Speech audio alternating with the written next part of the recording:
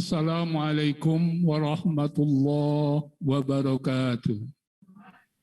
Waalaikumsalam warahmatullahi wabarakatuh. Bismillahirrahmanirrahim. Alhamdulillahi rabbil alamin. Wassalatu wassalamu ala ashrafil anbiya'i wal mursalin. Sayyidina Muhammadin wa ala alihi wa sahbihi ajma'in. Rabbi shrah li sadri wa yassir li amri wahlul 'uqdatam min lisani yafqahu qawli. Rabbana zidna ilma warzuqna fahma. Ibu-ibu yang saya hormati, baik yang hadir di sini, di majelis ini, maupun yang menyaksikan kegiatan ini secara virtual. Saya ingin menyapa lebih dahulu Ibu Ketua Umum Pimpinan Pusat Muslimat Nahdlatul Ulama, Ibu Hajah Khafifah Indar Parawansa. Juga ibu-ibu pengurus pimpinan Pusat Muslimat NU. Ibu-ibu pengurus pimpinan wilayah Muslimat NU se-Indonesia, ibu-ibu pengurus pimpinan cabang Muslimat NU se-Indonesia, ibu-ibu pengurus pimpinan cabang istimewa Muslimat NU yang berada di mancanegara, dan kita ketahui mancanegara dimaksud mencakup sedunia kita sekarang ini. Ibu-ibu pengurus pimpinan anak cabang, ranting, dan anak ranting Muslimat NU se-Indonesia, dan para anggota Muslimat NU semuanya di Indonesia dan yang berada di luar negeri. Kita baru saja mengikuti kegiatan Ratib Zaman. Ini adalah dimulai dari dianutnya dan diamalkannya ajaran Thariqat Samaniyah di Indonesia, yang dalam catatan sejarah sejak perempat terakhir abad ke-18 dibawa oleh Syekh Abdul Somad Al-Palimbani, salah seorang ulama Indonesia yang terkenal di mancanegara, yang dicatat misalnya oleh Profesor Azyumardi Asra sebagai ulama pertama Nusantara yang riwayat hidupnya dicatat di dalam buku biografi ulama-ulama yang berkembang adalah Syekh Abdul Somad Al-Palimbani. Tetapi Thariqat Samaniyah juga dibawa oleh murid-murid Syekh Muhammad Saman ke daerah lain. Salah satunya yang kita sangat tahu adalah ke daerah Banjar melalui Syekh Muhammad Arsyad Al-Banjari. Tetapi Indonesia ini luas. Indonesia antara masyarakat Palembang dan masyarakat Banjar mungkin sama-sama melantunkan dan mengamalkan Ratib Zaman. Tetapi seingat saya ada variasi cara melantunkan ratib ini antara tradisi kita di Palembang dengan yang ada di daerah Banjar sekarang ini. Mungkin juga berbeda dengan apa yang berkembang di Aceh. Di Aceh ada tari saman, ibu-ibu pasti tahu itu, yang sangat dinamis itu, yang menurut para sejarawan Aceh itu adalah peninggalan dari Thariqat Samaniyah yang sekali lagi tokoh besar yang membawanya ke Indonesia adalah Syekh Abdul Somad Al-Palimbani. Ada muridnya yang dicatat di Aceh, dan kita semua tahu bahwa kepustakaan yang ditulis oleh Syekh Abdul Somad Al-Palimbani ini diantaranya adalah yang menyangkut anjuran untuk berjuang, ajakan untuk berjuang menghadapi kekuatan penjajah dari Belanda yang kemudian melahirkan Perang Aceh. Perang Aceh itu disemangati oleh hikayat Perang Sabit, yang kalau bahasa Indonesia itu hikayat Perang Sabil, bahasa Aceh Perang Sabi.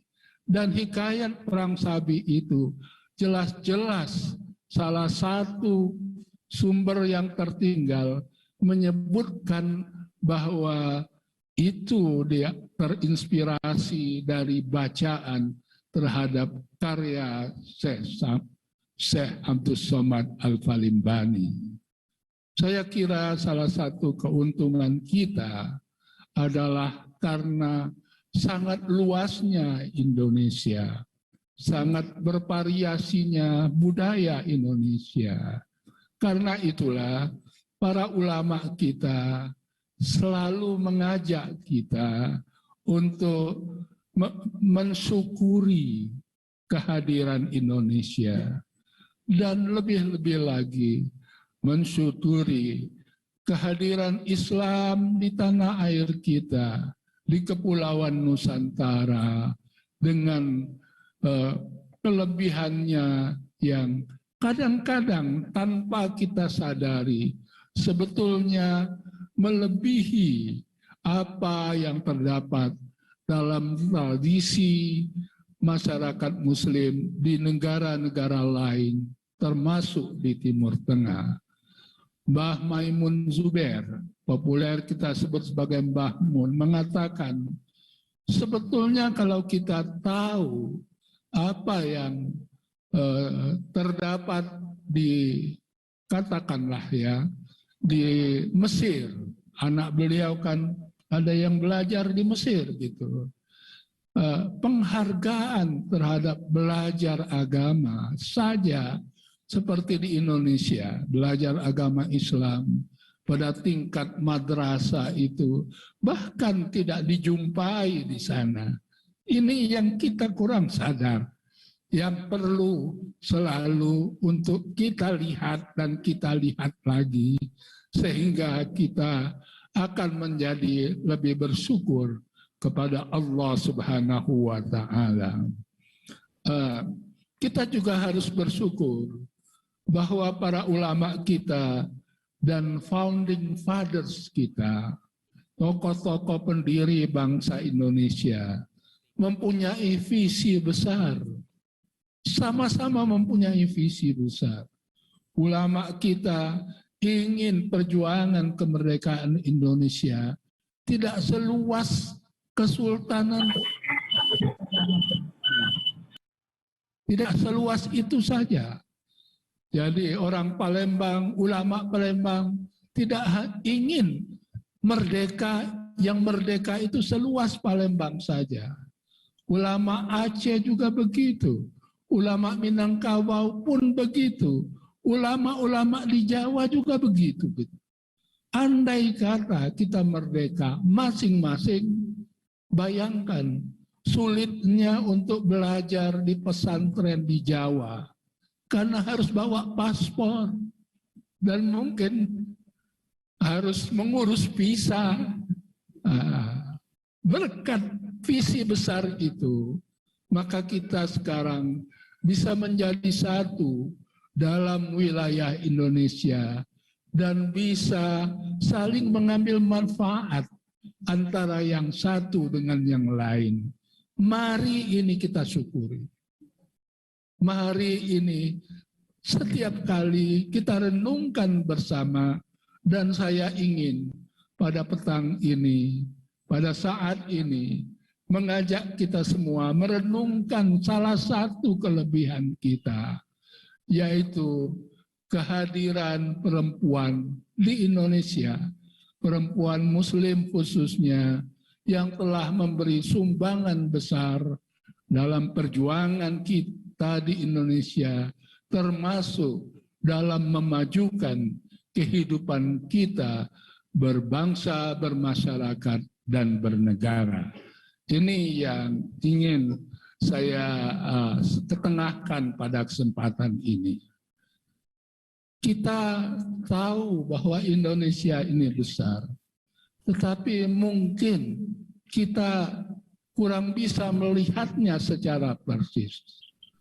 Bahwa kita ini masyarakat dan bangsa besar dengan masyarakat yang majemuk, masyarakat yang plural, yang menurut para ahli bercirikan pluralisme yang tersegmentasi dan terfragmentasi. Maksudnya apa? Bisa kita lihat di Indonesia ini dari angka-angka yang saya baca, yang diteliti oleh para antropolog, terdapat 1.336 suku bangsa. Bayangkan, 1.336. Luar biasa banyak. Nah, bayangkan juga bahwa kita ini punya 652 bahasa daerah. Di Sumsel saja, di negeri Palembang, itu tempo hari saya baca ada 22 bahasa daerah. Bahasa daerah di sini. Bisa paham 22 itu saja sudah hebat. Saya ini dibesarkan di Palembang, orang Palembang, tapi mau mengerti bahasa Kompleng itu minta ampun. Ya, minta ampun. Apalagi yang lain-lain gitu. Dan kalau bahasa Bugis lama, itu sudah sulit untuk mempelajarinya secara benar. Profesor Matulada almarhum, ketika dia menyusun disertasi berbasis naskah peninggalan lama di Bugis, dia terpaksa mengambil promotor dari negeri Belanda, karena ahlinya berada di Belanda. Bayangkan, orang Bugis, lahir di Bugis, meneliti naskah Bugis, tapi promotornya harus diambil dari Belanda. Ini tantangan kita untuk lebih paham tradisi-tradisi yang ada di tempat kita, dimanapun berada. Saya agak untung, ibu-ibu sekalian, pernah belajar tidak lama di Yogyakarta. Itu suami dari ketua pimpinan wilayah Muslimat NU kita ini, Pak Firdaus, lebih lama dari saya. Dan pernah mondok di Krapia. Saya tidak mondok gitu. Tapi saya mengenal baik Al-Mukarram, Kiai Alim Maksum gitu. Karena saya sering mengurus kawan-kawan mahasiswa yang ingin ujian lisan dengan beliau. Gitu. Dan untuk mengurusnya itu harus pergi ke Krapia.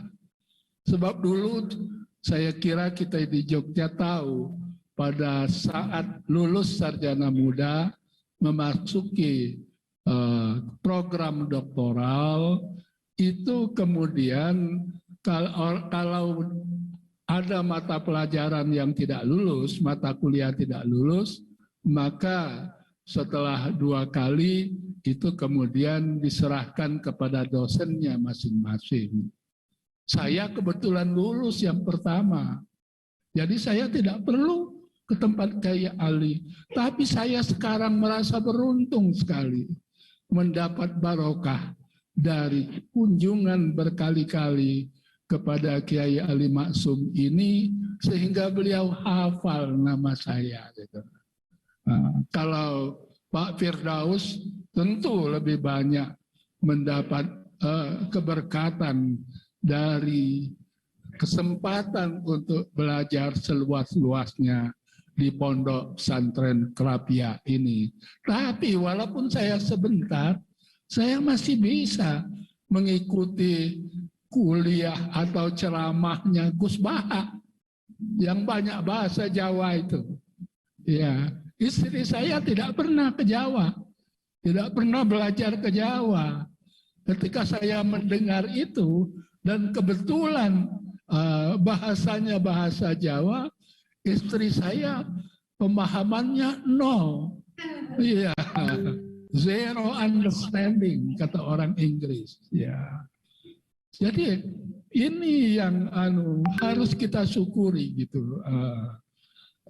Tapi kalau lebih dari itu juga saya tidak tahu. Ini karena kebetulan pernah belajar di Yogyakarta dan sedikit bergaul dengan teman-teman saya yang berasal dari Jawa, tetangga-tetangga Jawa saya, itu sangat membantu.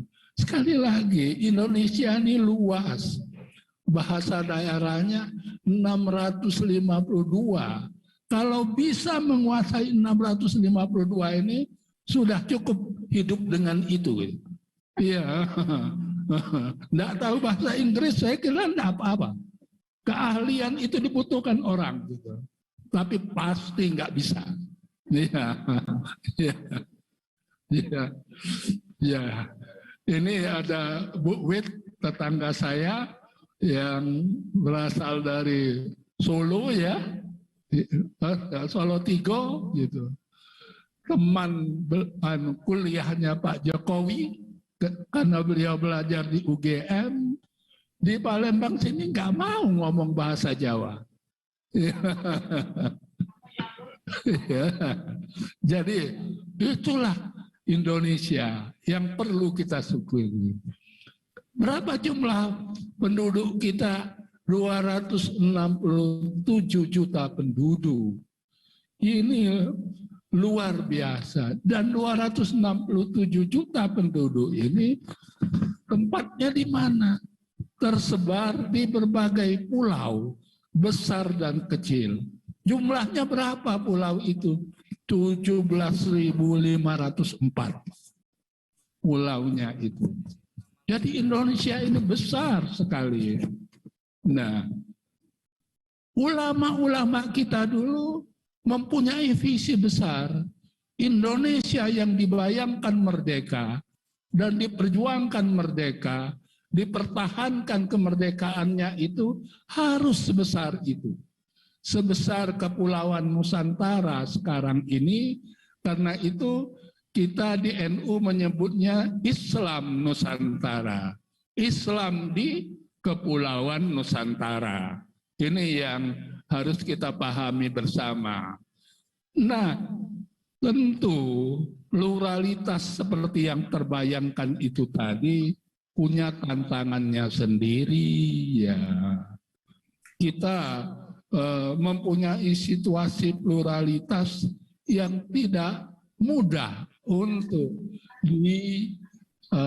katakanlah dikembangkan menjadi sebuah kesatuan yang sekarang kita sebut sebagai NKRI itu secara mudah. Saya kira itu tidak mungkin karena pluralitas kita ini berbeda dengan situasi Amerika yang juga plural. Di Amerika Serikat itu, para imigran yang datang ke sana dari berbagai benua, ada yang dari benua Eropa dan banyak sekali dari benua Eropa. Ada yang dari benua Asia, dari Afrika, dan itu semua ternyata secara bertahap bisa melebur menjadi satu, membentuk satu budaya yang disebut sebagai budaya Amerika. Ini sering disebut sebagai kuali besar, melting pot, bercampur dalam kuali itu berbagai-bagai bangsa ini sehingga membentuk budaya Amerika sekarang. Sekarang saya kira Amerika tidak serumit kita. Ketika Barack Obama terpilih sebagai presiden, saya membayangkan problemnya sudah sangat ringan. Sebab Barack Obama itu anak imigran dari Afrika yang beragama Islam ayahnya. Jadi ketika dia bisa terpilih, bayangan saya problem kebangsaan dan budaya di Amerika itu betul-betul sudah katakanlah sudah tidak mungkin lagi seperti dulu yang sangat terpecah itu. Sekarang kalau kita ikuti kampanye presiden yang baru lalu, argumen yang digunakan ketika berdebat itu adalah kepentingan Amerika, bukan kepentingan agama lagi, bukan kepentingan suku lagi. Nah, kita sebetulnya mengidealkan itu. Ketika berbicara kepentingan bersama, mestinya juga seperti itu. Tetapi ulama kita yakin pada suatu saat kita akan menjadi bangsa yang besar yang bisa katakanlah mengatasi problem-problem dalam masyarakat yang masih ada pada masa lalu dan pada masa sekarang. Saya ingin mengajak ibu-ibu sekalian melihat lebih jauh. Indonesia ini adalah negeri dengan penduduk muslim terbesar di dunia. Penduduk muslim itu di dunia ini jumlahnya 23% dari penduduk dunia. Yang terbesar itu ada di Indonesia. 87% dari seluruh penduduk Indonesia yang diperkirakan 267 juta adalah beragama Islam, Muslim dan Muslimat. Ya. Indonesia ini juga negara demokrasi terbesar ketiga di dunia. Ingat, negara-negara di dunia ini tidak semuanya berbentuk demokrasi. Sistem politik dan kenegaraannya ada yang demokrasi, ada yang bukan. Di Saudi misalnya kerajaan. Ya, jadi tidak ada pemilihan raja. Raja itu dibentuk melalui tradisi kerajaan yang dibangun oleh pendiri Arab Saudi sekarang, berasal dari keluarga Ibnu Saud, tetapi selalu problem yang bersifat kerajaan ini ada ketidakpastian dalam penggantian kekuasaan dan kadang-kadang itu harus berdarah-darah.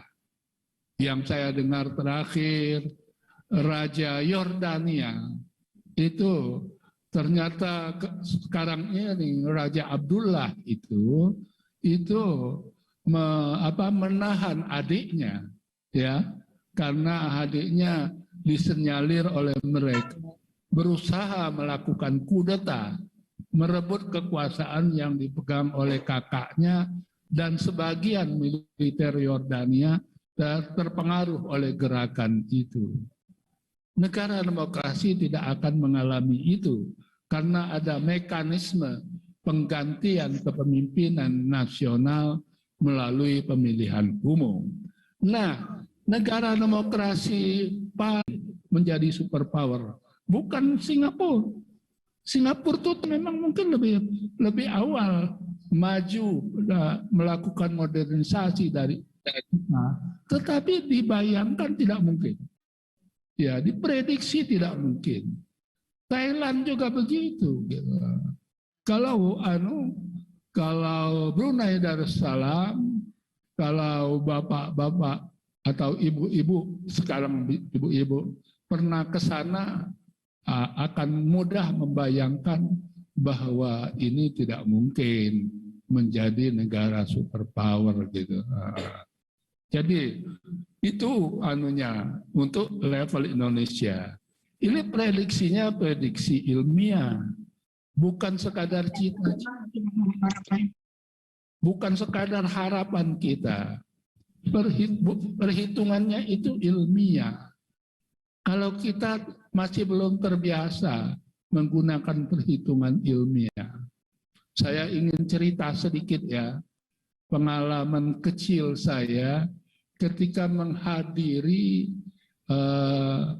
pernikahan anak dari sepupu saya, jadi keponakan saya dari sepupu yang menikah dengan orang Denmark.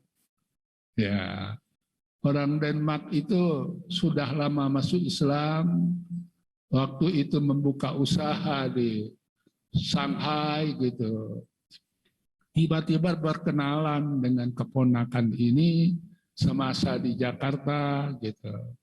Akhirnya sepakat untuk menikah.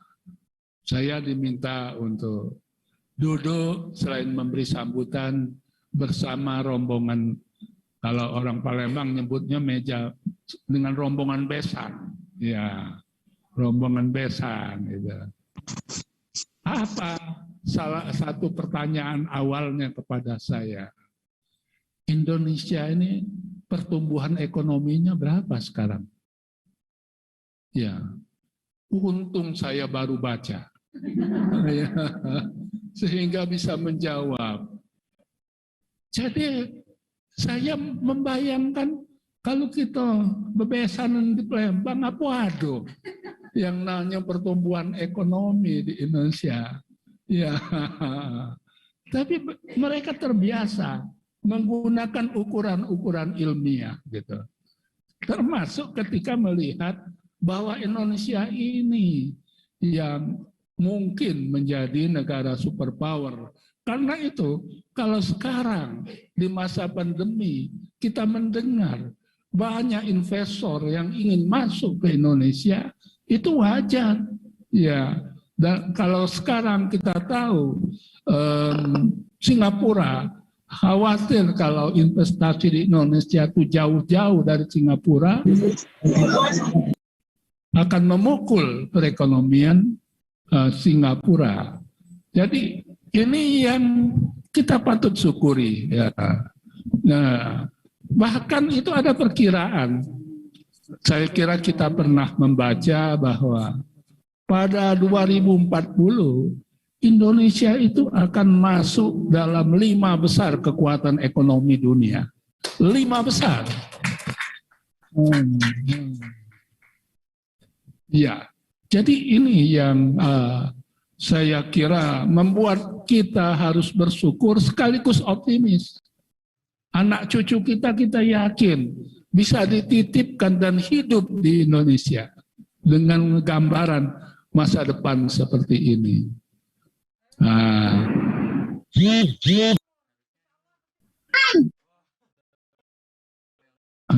Ini variasinya begitu. Ya. Ya. Apakah perkiraan optimis seperti itu akan berhasil terwujud? Ini pertanyaan. Kita yakin ya, sebab Indonesia ini sudah berkembang menjadi negara dengan percepatan dan pencapaian yang semakin jelas di berbagai bidang, termasuk dalam sains dan teknologi. Ya. Itu yang membuat kita optimis. Lihat saja ya, perkembangan semasa pandemi COVID-19 sekarang ini. Tiba-tiba kita ada temuan Genus sebagai teknologi rapid test yang dibuat oleh Universitas Gadjah Mada ya. Iya, profesor itu ya. Itu kuat, profesor kuat ya. Itu tidak ada di negeri muslim lain. Tidak ada di Asia Tenggara. Indonesia kok bisa? Walaupun masih terus kita berusaha perbaiki. Kalau yang lain tinggal beli saja, hanya beli dan menggunakannya gitu. Tidak ada. Orang Indonesia itu saya lihat kreatif itu ya. Itu harus diakui gitu kan. Apalagi kalau nanti riset vaksin yang dilaksanakan oleh Undip, gagasan Profesor Terawan itu berhasil, pasti itu dunia membutuhkannya. Karena sekarang ini ada keterbatasan produksi vaksin, rebutan, suplainya tidak cukup dengan kebutuhan. Hukum ekonomi kan begitu kan, kalau supply lebih kecil dari demand, pasti kebutuhannya tinggi dan harganya juga tinggi. Iya. Jadi kelebihan Indonesia kelihatan dalam bidang sains dan teknologi ini. Ini objektif gitu. Nah, jadi saya kira itu yang kita patut peduli. Ya. Pertanyaannya, mengapa Indonesia bisa memperoleh pencapaian seperti dan semaju sekarang? Mengapa bisa? Tentu ada banyak faktor yang bisa diurai, bisa diteliti. Tapi di antara faktor terpenting, ya itu tidak lain peran perempuan. Khususnya.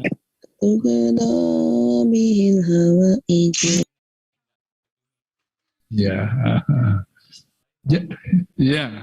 Jadi itu peran perempuan menurut saya harus diberikan acungan jempol bagi kemajuan Indonesia. Malah 2 jempol ya, dua jempol ya.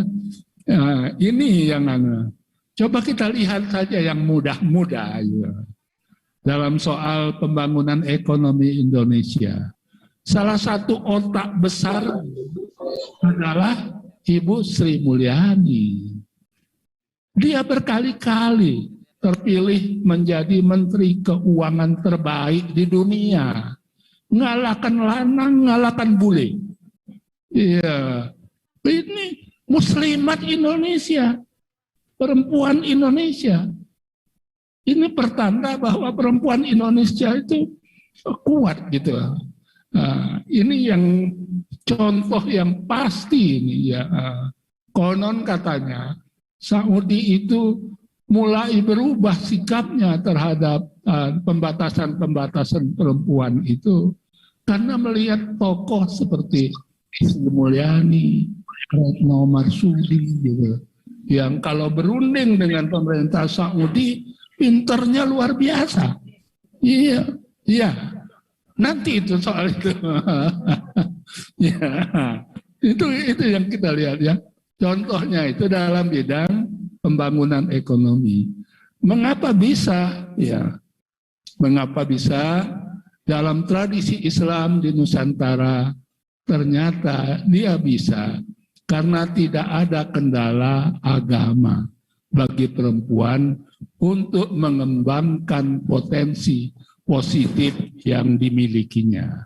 Tidak ada kendala agama gitu. Ini yang saya kira bisa kita bandingkan dengan di Timur Tengah. Di Arab Saudi itu bahannya baru-baru ini saja. Perempuan diperbolehkan nyetir gitu. Ya, baru-baru ini saja. Dulu ada kasus ketika ada perempuan dia statusnya anak, ibunya sakit, tidak ada sopir yang bisa membawanya ke rumah sakit.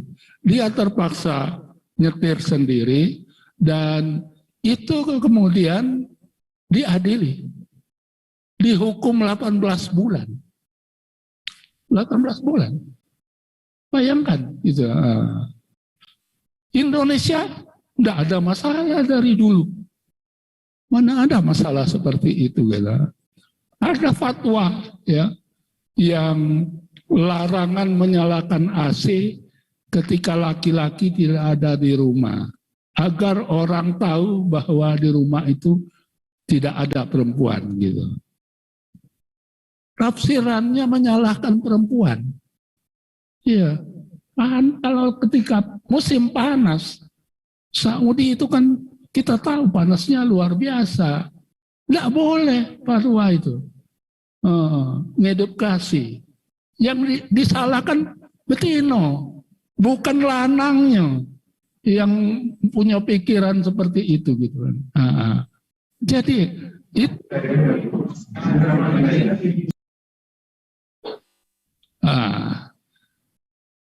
lebih parah lagi itu pandangan agama Taliban di Afghanistan. Saya kira kita masih ingat, begitu mereka berkuasa, perempuan diusir dari sekolah-sekolah, harus di rumah. Ya, nah, mereka harus berada di rumah sehingga akhirnya ada mahasiswi Fakultas Kedokteran hampir lulus jadi dokter, tidak masa kuliah lagi. Tafsir keagamaan yang menempatkan perempuan tidak mungkin berkembang potensinya.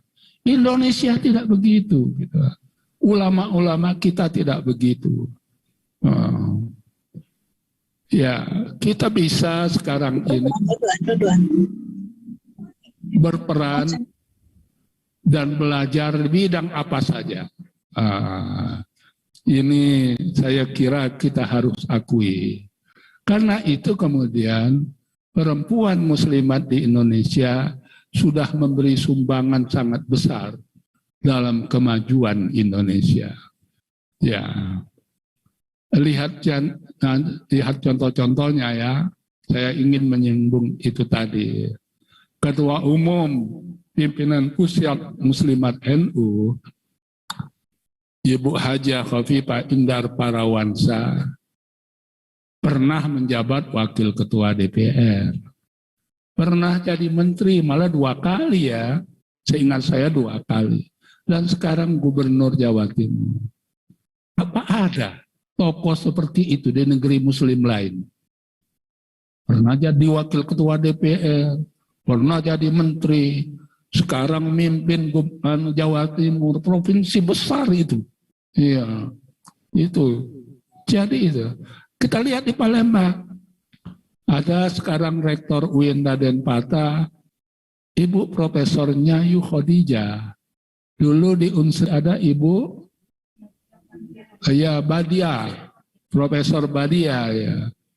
Ibu Nyayu Khadijah sumber agama dan ajaran Islam dalam tradisi aswaja Ahlus Sunnah wal Jamaah secara kreatif dan kontekstual.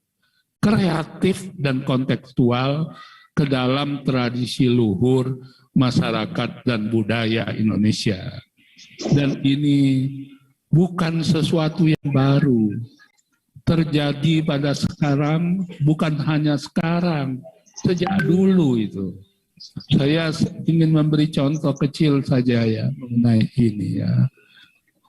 Dari pengkajian sejarah, kita akan menemukan nama banyak tokoh perempuan. Dalam konteks Palembang, ada tokoh yang namanya Sayyidah Fatimah. Sayyidah Fatimah binti Abdus Somad Al-Palimbani. Siapa tokoh ini? Beliau kalau kita baca biografi Syekh Nawawi Banten adalah salah satu guru terawal dari ulama besar kita ini. Jadi Syekh Nawawi Banten itu pernah belajar pada tahap awalnya dengan Sayyidah Fatimah, anak Syekh Abdul Samad Al-Palimbani. Ngajar wong lanang. Iya. Ibu kita itu kan. Ibu luar biasa. Orang-orang Indonesia itu ya. Siapa pula ini? Kok bisa seperti itu? Dia itu mengajar Syekh Nawawi Banten itu pada tahap awal Syekh Nawawi ke Mekah, jadi sekitar 1830 awal ya. Nah, Syekhah Fatimah ini dicatat sebagai ulama perempuan yang ahli hadis. Dia hafal kutubus sittah, Sahih Bukhari, Sahih Muslim, Sunan An-Tirmidzi, Sunan An-Nasai, Sunan Abu Daud, dan Ahmad bin Hambal ya, Musnad Ahmad bin Hambal. Dia hafal itu. Iya. Sehingga kata Gus Muwafiq, dari bacaan Gus Muwafiq, dia itu dikenal sebagai Hadratus Syekhah. Jadi ada Hadratus Syekh, nah, Hadratus Syekhahnya itu orang Palembang. Iya. Sebelumnya itu, sebelum Hadratus Syekh yang hafal kutubus sittah itu. Ya. Nah, ini yang kita harus, artinya apa? Tradisi Islam aswaja yang dikembangkan oleh ulama-ulama di Nusantara ini itu secara kreatif itu dikembangkannya. Kadang-kadang tidak perlu ribut-ribut, tapi diterjemahkan ke dalam tindakan. Saya jadi ingat ini kan, ini Ketua Muslimat cabang Palembang ini, Dr. Haja Izzah Zen Sukri. Ya. Ayahnya Allah yarham, Kiai Haji Muhammad Zen. Biasa kita panggil Abah, itu pernah mengatakan kepada saya bahwa di antara anak-anaknya yang perempuanlah yang kelihatannya berpotensi menggantikan dirinya. Saya waktu itu belum mendirikan pesantren ini beliau. Ya, bicara kepada saya seperti itu gitu kan. Nah, isyarat beliau ini mungkin sudah dari langit ya, isyarat beliau ini. Tetapi saya sebut sebagai kreatif karena Iza ini, Adinda Iza ini ternyata dilatih oleh beliau untuk bisa semua keterampilan laki-laki. Iya. Sehingga memang bisa mengambil peran seperti yang dilakukan oleh laki-laki. Nah, saya kira Ibu Khofifah itu begitu juga kan. Ibu Khofifah itu satu-satunya perempuan yang bisa menjadi pimpinan PMII ya di Jawa Timur itu. Ya, biasanya laki-laki semua gitu kan. Jadi ini ya, dan sekarang ini terbukti kita hadir di pesantren Muqim Sunnah ya bagian perempuan, dan ini pesantren ini ternyata berkembang sangat pesat ya. Ya, alhamdulillah. Kita harus bersyukur. Nah, karena itu saya selalu ingin tekankan sisi kreatif dan kontekstual dalam menerjemahkan ajaran-ajaran Ahlussunnah wal Jamaah. Ya, tanpa kita perlu harus berdebat, ternyata seperti itu yang dilatihkan kepada Adinda Iza gitu. Dan itu menjadi kunci dari perannya sekarang. Silakan tanya, nak nyupir apa baca? Iya, silakan tanya sendiri gitu. Jadi ulama NU itu bukan hanya kreatif membuat guyon. Iya, kalau soal guyon iya sangat kreatif gitu kan. Dan tokohnya adalah Gus Dur gitu. Ya. Gus Dur itu ini sekadar yang saya tahu ibu-ibu sekalian pernah membuat Raja Arab Saudi pada masa dia berkunjung ke sana itu tertawa lebar ya, tertawa lebar sehingga kemudian itu dipotret di apa? direkam oleh TV Saudi dan disiarkan berulang-ulang. Mereka tidak pernah melihat gigi dari rajanya itu. Iya, tidak pernah melihat itu. Ketika Gus Dur berkunjung, dia kemudian tertawa terbahak-bahak. Apa yang diceritakan Gus Dur? Tentu pertanyaan begitu.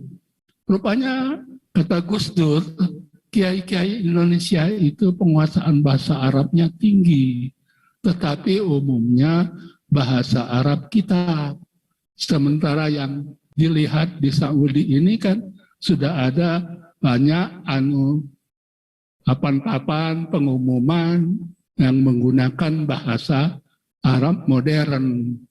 Tiba-tiba ketika melewati jalan tertentu menuju Masjidil Haram, ada larangan, mamnu'ud dukhul. Mamnu'ud dukhul. Lah kiainya kan memaham dengan pemahaman kitab kuning. Di kitab kuning dukhul itu kan hubungan seks suami istri. Jadi kemudian kiai itu bilang orang Arab ini terlalu ini. Iya, masa yang begituan di jalan. Ini yang membuat Raja Saudi itu tertawa terbahak-bahak. Iya, iya. Ada kejutan orisinal kiai-kiai kita itu. Jadi saya kira contoh seperti itu banyak sekali. Dan itu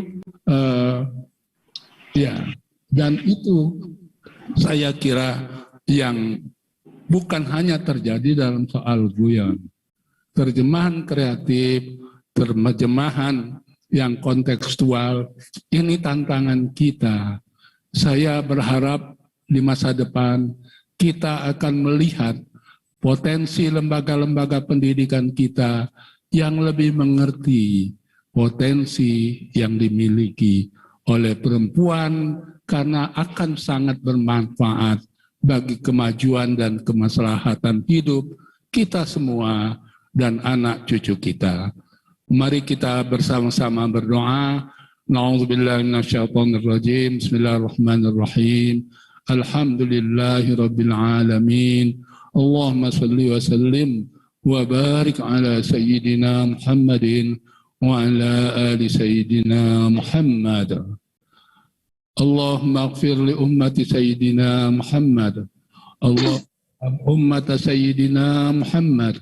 Allahumma aslih ummata sayyidina Muhammad. Allahumma farrij an ummati sayyidina Muhammad. Allahumma ya hayyu ya qayyum ahyi jam'iyatana jam'iyati nahdlatil ulama hayatan thayyibah ila yaumil qiyamah. Rabbana hab lana min azwajina wa dhurriyyatina qurrata a'yun waj'alna lil muttaqina imama. Allahumma ya Allah ya Rahman ya Rahim, jadikanlah pertemuan kami ini pertemuan yang Engkau berkati dan ridhoi, dan selalu bisa mengambil manfaat kebaikan dari segala usaha yang tulus diberikan oleh para muslimat kami, muslimat Nahdlatul Ulama yang berjuang secara ikhlas di jalan kebaikan menuju kemaslahatan bersama dengan kemudahan-Mu, dengan berkah ridha-Mu ya Allah ya Rahman ya Rahim. Rabbana atina fid dunya hasanah wa fil akhirati hasanatan wa qina azabannar. Sallallahu ala sayyidina Muhammad wa ala alihi wa sahbihi ajma'in. Walhamdulillahi rabbil alamin. Wal afu minkum. Wassalamu alaikum warahmatullahi wabarakatuh.